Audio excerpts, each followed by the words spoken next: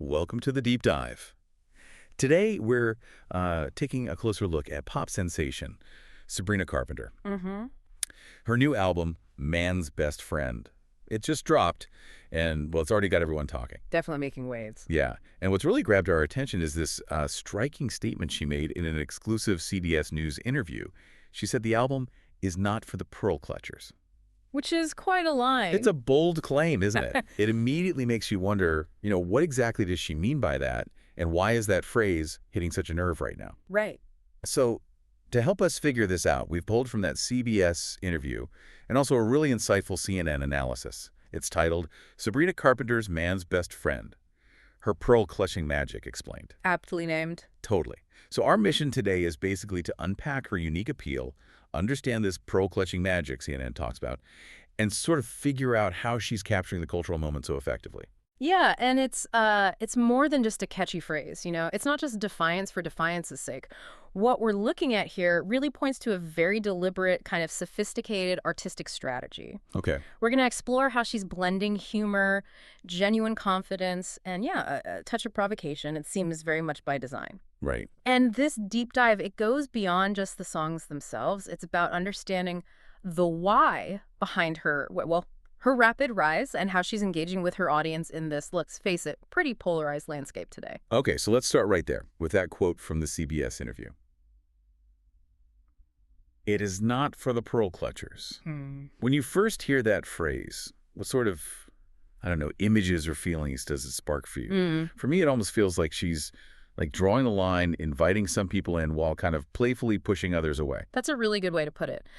Historically, right, pearl clutching, it brings up this image of shock, maybe prudishness, disapproval from someone who's easily offended by anything a bit, edgy or unconventional. Yeah, exactly. So when Carpenter uses it, it's a very clear signal. She's basically saying, look, my art, it might challenge some norms, some expectations. And if you're easily scandalized, maybe, just maybe, this isn't your cup of tea. It's a quick way to set the tone, manage expectations right off the bat. But what's so interesting, though, is she doesn't just leave it there. In that same CBS interview, she added that even pearl clutchers can listen to an album like that in their own solitude and find something that makes them smirk and chuckle to themselves. Right. That really hints at something else, doesn't it? Like an underlying humor, maybe even an invitation to those she seems to be calling out. It's not a complete shutdown. Absolutely not. And that nuance is key. She's not trying to totally alienate people. It's more like she's inviting them to engage, maybe find the humor, maybe even laugh at themselves a little. By throwing out that initial provocation, she's actually making people curious. She gets that wit can be this powerful bridge, right? It lets people find common ground, or at least shared amusement, even if they start from a place of judgment.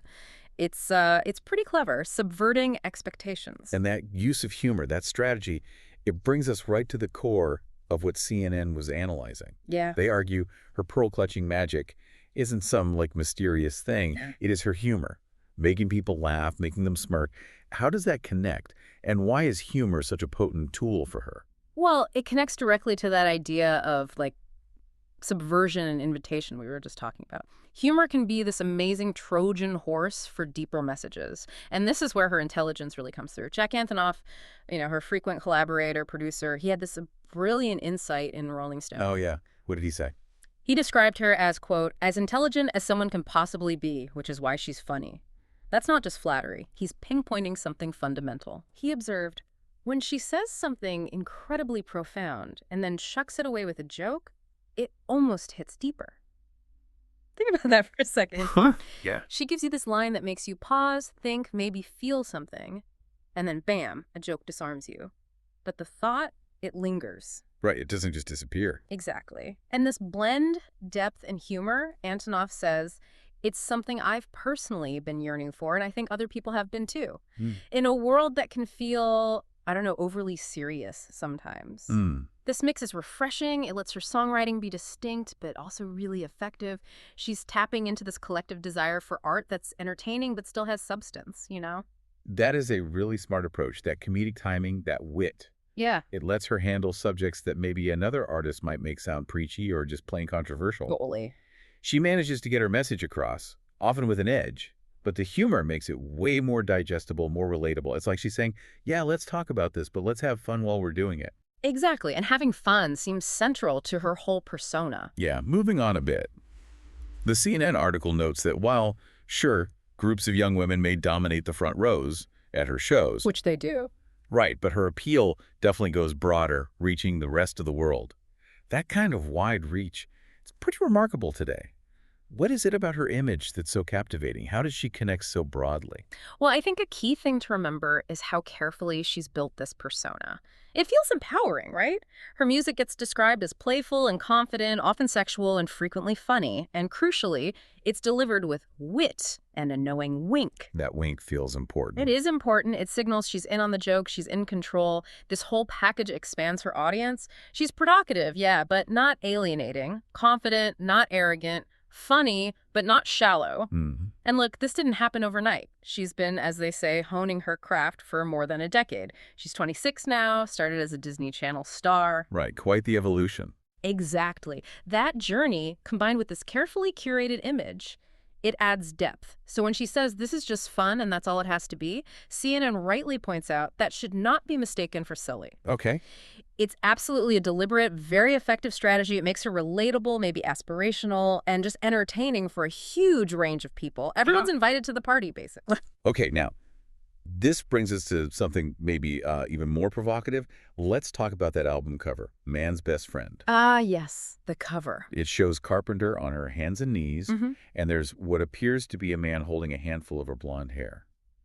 I mean, that image is definitely not playing it safe. No, it absolutely is not. It's designed to make you stop and look, and it worked. That cover immediately kicked off what CNN called a summer debate. Yeah. People were talking, is this art satire or is it self-degradation? Right, that was the big question. And honestly, this is where I think her strategic brilliance really comes into play, especially now in our media landscape. This kind of calculated provocation, it's gold.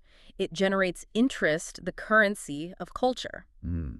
Interest as currency. Good point. In our, splintered TikTok age, attention is everything, right? Narratives fly around constantly. She gets that, finding those points, those intersections where people will discuss and debate and share her art. That's vital. It's not just about the music anymore. Not at all. It's about engineering these cultural moments. She doesn't seem afraid to lean into controversy because it sparks conversation. And crucially, as CNN points out, our magic isn't just that she can weave a clever joke through her lyrics. It's that she's making sure she always gets the last laugh. Wow. Control again. Exactly. She controls the narrative even when it's being fiercely debated.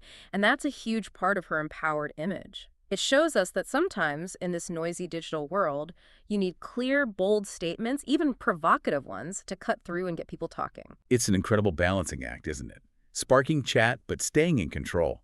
It really shows how artists today have to be so savvy about public perception, like in real time. Indeed. And the results, well, they speak for themselves. You can't argue with the success. And that impact, it's undeniable. It translates directly into huge commercial success. I mean, just look at her previous album, Short and Sweet.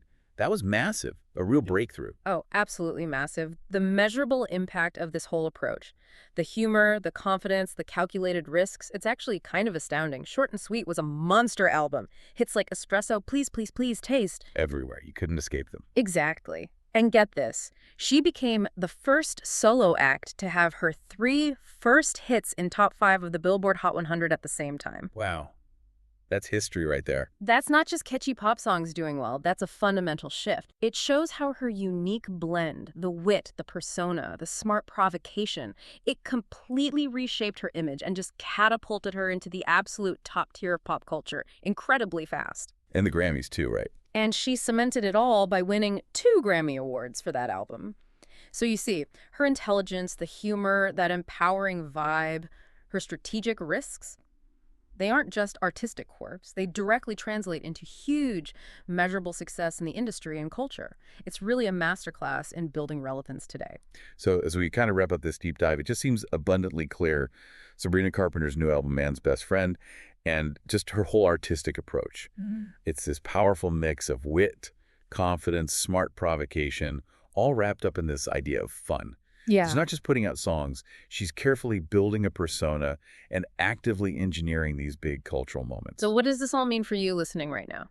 Well, if we zoom out a bit, her approach is a really compelling case study for artists today. It shows how you can navigate, authenticity, humor, connection in this crazy, fast-paced, always-on information age we live in. Her success, it's not just catchy melodies. It really is a masterclass in crafting a persona and engaging culturally in a very strategic way. It proves you can be playfully provocative and seriously impactful.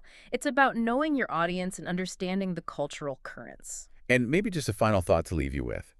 As Carpenter herself suggests, right, that even pearl clutchers can listen and find something that makes them smirk and chuckle. Yeah. What does that tell us about art and connection? Does real cultural resonance, always need a little bit of playful rebellion, a willingness to maybe push buttons and start a conversation, even with people who might initially push back?